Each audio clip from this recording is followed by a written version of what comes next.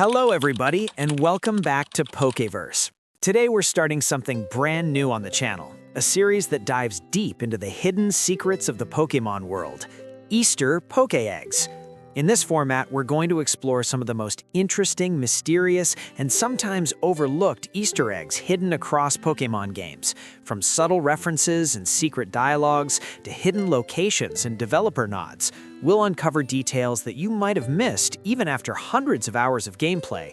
Each episode of this series will feature 3 to 4 Easter eggs, ranging from well-known fan favorites to lesser-known secrets that only the most dedicated trainers have discovered. Whether you're a longtime Pokemon veteran or just starting your journey, there's always something new hiding in plain sight. So get ready, because today we're cracking open our first batch of Pokeeggs. Let's begin. One of the most interesting and lesser-known mechanics in the entire Pokemon series actually comes from Pokémon Crystal, and what makes it even more fascinating is that it's the first and only time this feature actively affects gameplay in a meaningful way. Normally, when you catch a Pokemon, the game simply records its location of capture. If you check its summary screen, you'll see something like, "Met at Route 34," or "Met in Ilex Forest." And that's it. It's just flavor text, a small detail meant to add immersion, but nothing more. But in Pokémon Crystal, that information isn't just cosmetic. For the first time, and surprisingly, the last in the entire mainline series, the place where a Pokémon was caught can actually influence how the game behaves. Here's how it works. If you keep a Pokémon in your party and you return to the exact location where you originally caught it, that Pokémon will gain happiness at a noticeably faster rate than usual. It's a subtle mechanic, never clearly explained by the game, and incredibly easy to miss unless you dig into the internal systems. And as we know, happiness is extremely important for certain evolutions. For example, if you're trying to evolve Golbat into Crobat, you normally need to raise its friendship level significantly. That usually takes time. Walking, leveling up, avoiding fainting, using items, all the standard methods. But in Pokémon Crystal, if you bring that Golbat back to the exact cave where you caught it and spend time there with it in your party, its happiness will increase much more quickly.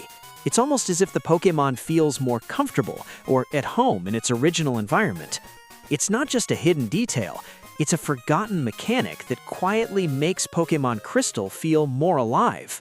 If you play the early Pokemon games, there's a very high chance you've been tricked at least once.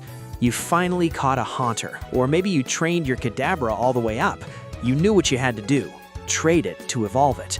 Back in the early generations, certain Pokemon like Haunter and Kadabra could only be obtained by evolving through trading. It was a mechanic designed to encourage interaction between players. You had to connect 2 consoles, link cables in hand, and trust that your friend would trade your Pokemon back. But here's where things got, well, a little evil. In some of the early games, you could trade Pokemon not only with real players, but also with in-game NPCs. And for many players, especially those who didn't have friends with a second Game Boy, that seemed like the perfect solution. Great, you'd think. I'll just trade Haunter with this NPC and finally get a Gengar.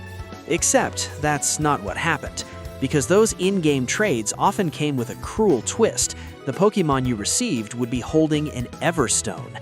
And as you might know, the Everstone prevents evolution. So even though you completed the trade, even though the evolution animation should have triggered, nothing happened. No Gengar, no Alakazam, just disappointment. It felt like the game itself had outsmarted you. Now here's where things get even more interesting. Starting in Generation 4, specifically in games like Diamond and Pearl, something very strange happened. Kadabra gained the ability to evolve even if it was holding an Everstone. Yes, even if it was holding the item that is literally designed to prevent evolution. And what's fascinating is that this behavior has continued in later generations as well, which raises a big question. Is this a programming oversight that Game Freak has accidentally carried with them for nearly 2 decades? Or is it actually intentional? There are 2 possible interpretations. The first is simple. It's a long-standing bug in the evolution checking code. Maybe trade evolutions bypassed the Everstone check entirely and nobody ever corrected it.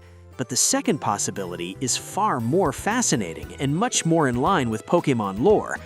What if it's not a bug at all? What if it's intentional, but not for technical reasons? Think about it. We're talking about Kadabra, a Pokémon known for its immense psychic powers. According to its Pokédex entries, Kadabra emits powerful brainwaves, bends spoons with its mind, and can manipulate reality around it through sheer psychic energy. So what if its evolution bypassing the Everstone isn't a coding oversight, but a reflection of its psychic dominance? The Everstone is supposed to suppress evolution. It's an item designed to anchor a Pokémon to its current form. But Kadabra is not just any Pokémon. With its overwhelming psychic abilities, could it simply override the effect of the stone? Could its mind be powerful enough to break through the limitation? In other words, maybe the Everstone works on most Pokémon, but not on one capable of warping reality itself. So, is it a hidden design choice meant to reinforce the idea that psychic power transcends physical constraints? Or are we just reading too much into a simple mechanic? Either way, it's one of those tiny details that makes the Pokémon world feel deeper than it appears at first glance. Now for the final Poké-Egg of today's episode. In this one is all about progression and how the game protects itself from being broken. In Pokémon Diamond and Pearl, your journey through Sinnoh follows a very specific order. At some point in the story, you'll need to use Surf outside of battle in order to continue. Normally, the ability to use Surf in the overworld is unlocked after defeating the Pastoria City gym leader, Crasherwake. However, here's where things get interesting. The HM for Surf itself isn't obtained from the gym leader. Instead, you receive it from Cyrus after defeating him in Celestic Town. And Surf is absolutely mandatory. You need it to reach Canalave City and move forward with the story. So in a normal playthrough, the sequence is clear. Defeat Cyrus, obtain Surf, use Surf to reach Canalave City. Simple. But in these games, you can trade Pokémon not only locally, but also with online trainers. And if another player trades you a Pokémon that already knows an HM move like Surf, that Pokémon can technically use it, as long as you've unlocked the badge requirement. So what happens if you manage to get a Pokémon that knows Surf before defeating Cyrus in Celestic Town? Well, technically, you can reach the entrance to Canalave City earlier than intended, and this is where the game reveals its safety net. If you try to access Canalave City without having triggered the Celestic Town event, you'll find two NPC trainers battling right in front of the entrance. They're completely absorbed in their fight, and, conveniently, they block your path. You can't get through. You can't skip the event.